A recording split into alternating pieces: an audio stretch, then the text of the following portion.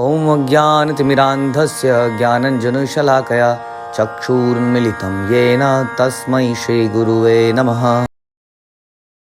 भगवते वासुदेवाय ओम नमो भगवते वासुदेवाय ओम नमो भगवते वासुदेवाय। श्रीमद् भागवतम पहला कैंटो अध्याय 18 और श्लोक संख्या 16। तो हमने सुना इससे पहले कि सूत गोस्वामी को बाकी नेमिशरणी के लोग बता रहे हैं कि आप ऐसी कथाएं हैं, इन कथाओं को बोलती जाइए और आप इन कथाओं को बोलिए क्योंकि आपका उद्देश्य भगवान की प्रसन्नता है।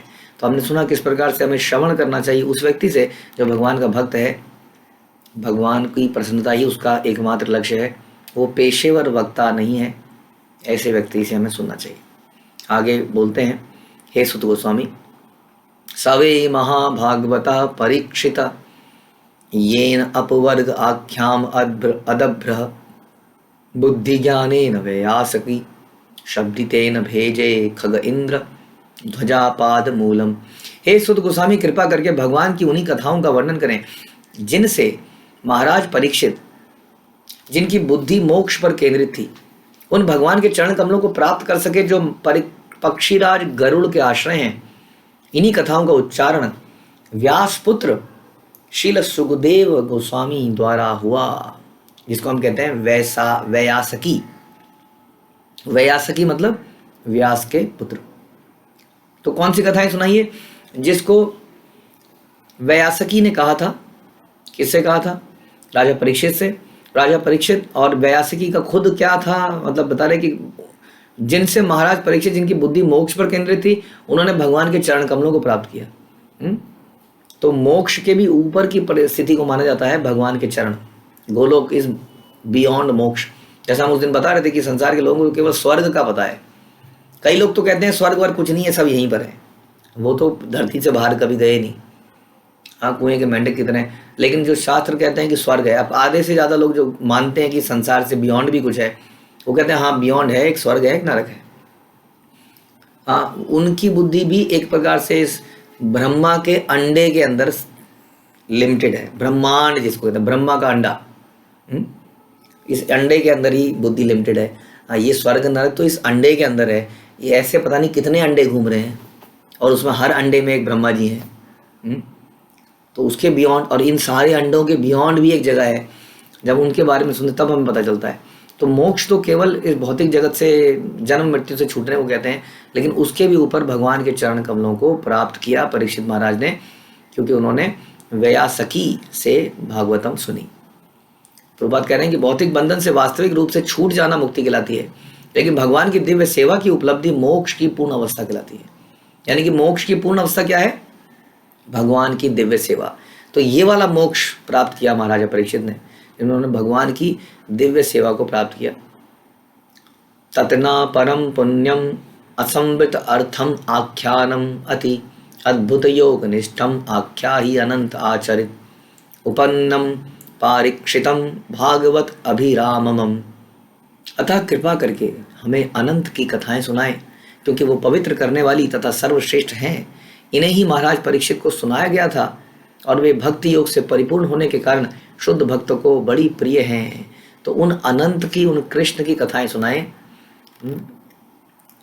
मनोरमा ना सुनाएं, टाइम्स के बारे में ना सुनाएं, स्टार डस्ट के बारे में ना सुनाएं।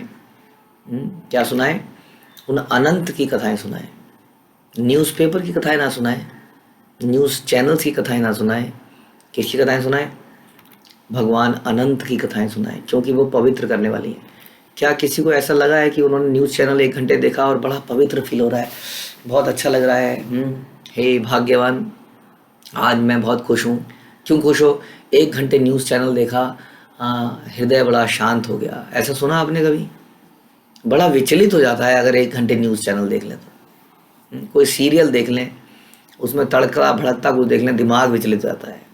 ऊपर से हमारे संसार में सब लोग जेंटलमैन दिखते हैं।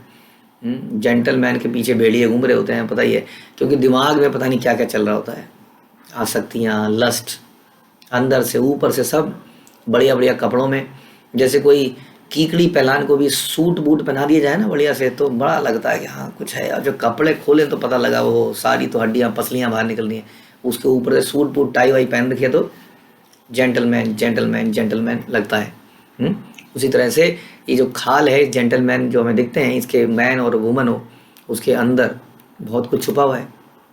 इसलिए हम ये बताने के प्रयास कर रहे हैं कि भगवान अनंत की कथाएं सुनेंगे तो पवित्र होंगे, नहीं तो टीवी सीरियल्स, न्यूज़पेपर्स, मैगजीन्स, ये चीज़ें कभी हमें पवित्र नहीं कर सकती हैं। यदि हम पवित्र नहीं होते हैं तो क्या होता है, शरीर के अंदर गंदगी हो जाती है, क्या होता है, बीमारियां लग जाती हैं, बीमारियां हमें दुखी करती हैं। उसी तरह से हमारा मन अगर अपवित्र रहेगा तो हम हमेशा दुखी रहेंगे।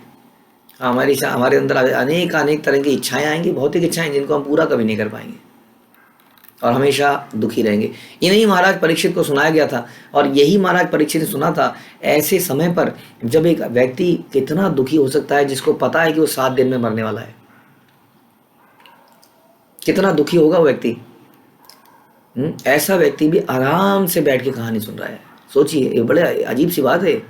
आप जरा सोच के देखिए, आपको पता हो, हमें पता हो 7 दिन बाद मैं मर जाऊंगा, पता नहीं हम लोग क्या क्या कर लेंगे उससे पहले।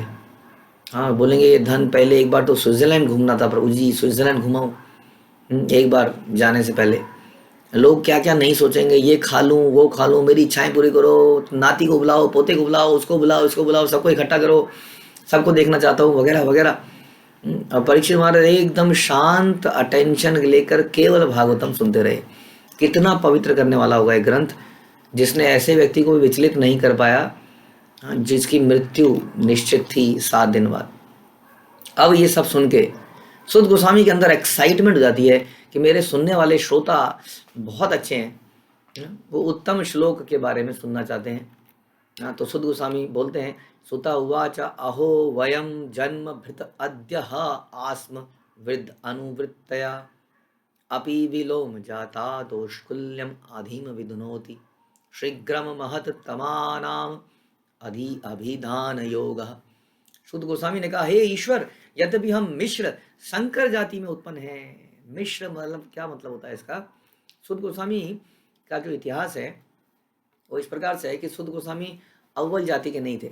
अव्वल जाति क्या माना जाता है, मतलब एक ब्राह्मण का, अगेन सॉरी, नॉट बाई जन्म, बाई कर्म से ब्राह्मण की विवाह ब्राह्मण से होना चाहिए, क्षत्रिय का क्षत्रिय से होना चाहिए। अब ऐसा हो सकता है कि एक ब्राह्मण लड़का हो और एक क्षत्रिय लड़की हो, ऐसा हो सकता है, लेकिन ऐसा नहीं हो सकता कि एक क्षत्रिय लड़का हो और एक ब्राह्मण लड़की हो। हाँ, ऐसा शास्त्रों का विधान है, ऐसा कहा गया। वैष्णव संप्रदाय में तो हम सभी लोग वैष्णव बन जाते हैं, वो एक अलग मैटर है, लेकिन तो ये मिश्र शंकर उसको कहते हैं, जहाँ ये प्रॉपरली नहीं हुआ हो। कभी कभी ऐसा हुआ है इतिहास में कि स्त्री जो है उच्च कुल की हो गई है। उच्च कुल मतलब बाई कर्मा, बाई कॉन्शियसनेस, तो मिश्रित जाति कर देते हैं उसको, मिश्र संकर जाति में उत्पन्न है। फिर भी हमें ज्ञान में उन्नत उन महापुरुषों की सेवा करने तथा उनका अनुगमन करने से जन्म अधिकार प्राप्त हो गया। अब प्रभुपाद इसमें बहुत अच्छा लिख रहे हैं। प्रभुपाद कह रहे हैं कि मिश्र जाति के परिवार में या असंस्कृत निम्न कुल में जो जन्मे हैं, महापुरुषों की संगति से, यथा सुखदेव गोस्वामी तथा नैमिषारण्य के महर्षियों की संगति से निम्न कुल में जन्म होने की उनकी अयोग्यता मिट चुकी थी। किसकी? शुद्ध गोस्वामी की। इस प्रकार भगवान चैतन्य महाप्रभु वैदिक प्रथाओं का पालन करने में इसी सिद्धांत का पालन करने को कहते हैं, और वो कहते हैं कि अपनी दिव्य संगति से निम्न कुल में जन्मा व्यक्ति भी योग्य बन सकता है। उसके सारे निम्न कुल में जो उसको रिएक्शन मिला होगा ड्यू टू समथिंग, वो समाप्त हो जाता है यदि वो महापुरुषों की संगति करता है, यदि वो नाम का जप करता है। वो कहते हैं चैतन्य महाप्रभु की, चाहे व्यक्ति जात से, जन्म से ब्राह्मण हो, शूद्र हो, गृहस्थ हो, सन्यासी हो, लेकिन यदि वो कृष्ण विज्ञान को जानता है तो वो गुरु बन सकता है, कोई भी क्यों ना हो, तो उसको योग्यता प्राप्त हो जाती है। तो ये कह रहे हैं कि महापुरुषों की सेवा करने तथा उनका अनुगमन करने से जन्म अधिकार प्राप्त हो गया। ऐसे महापुरुषों से बातचीत करने से ही मनुष्य निम्न कुल में जन्म होने के कारण उत्पन्न अवगुणों से तुरंत निर्मल हो जाता है। इसलिए कहते हैं कि जब कोई व्यक्ति इस रास्ते में आता है, फिर उसकी कुल परंपरा का कोई महत्व नहीं रहता कि कौन से कुल के हो, कहाँ के हो। बल्कि कहते हैं कि वैष्णव में जातिवाद करना एक अपराध है।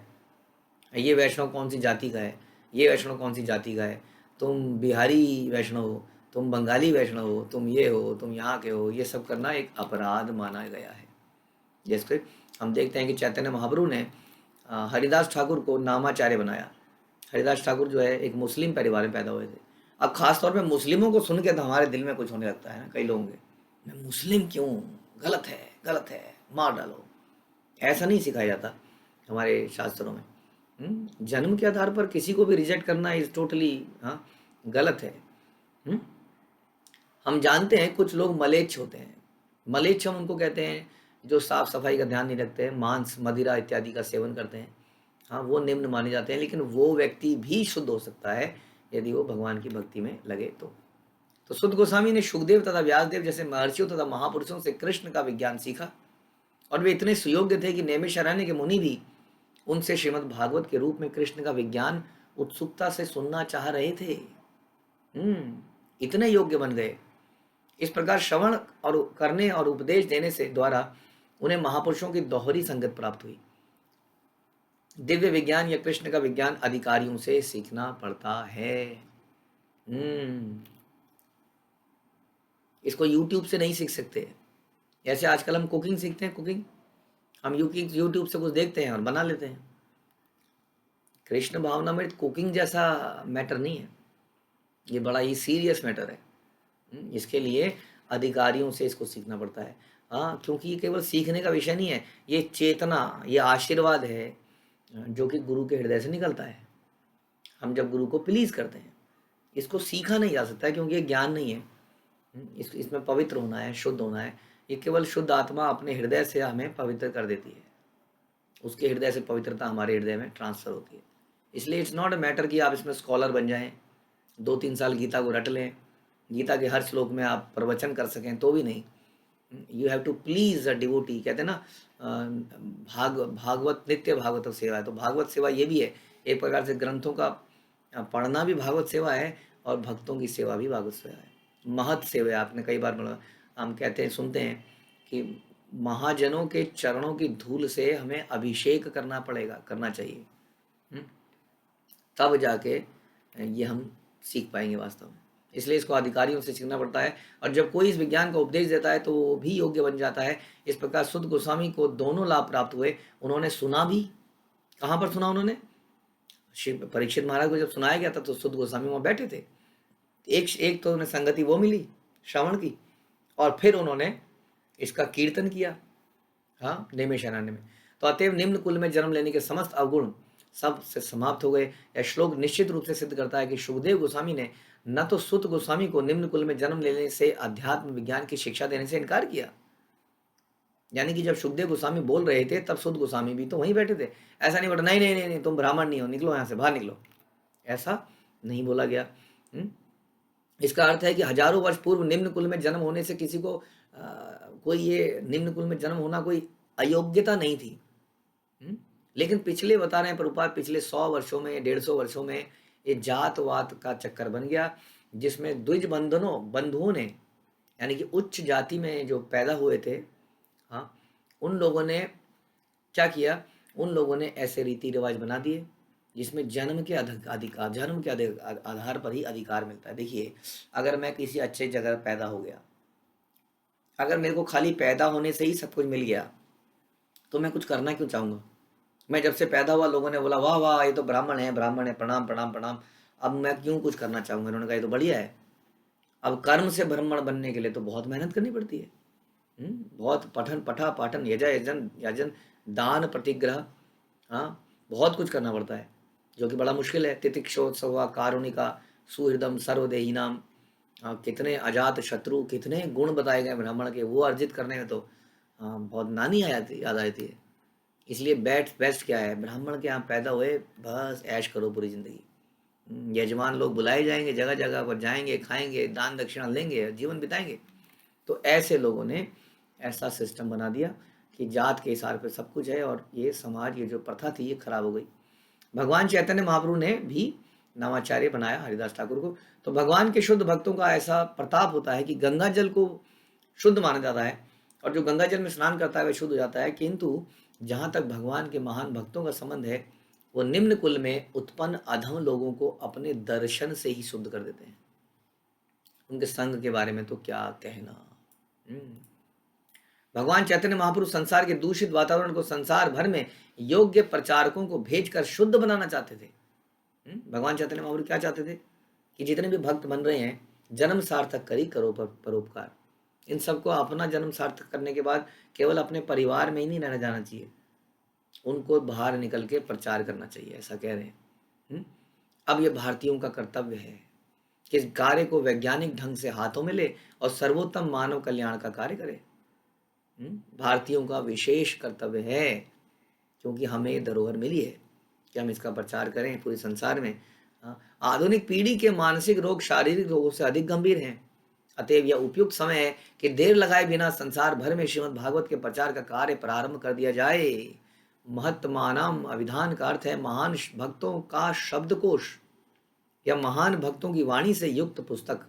महान भक्तों की तथा भगवान की वाणी का ऐसा कोश वेद तथा अन्य संबंध ग्रंथ विशेष रूप से श्रीमद् भागवत में है।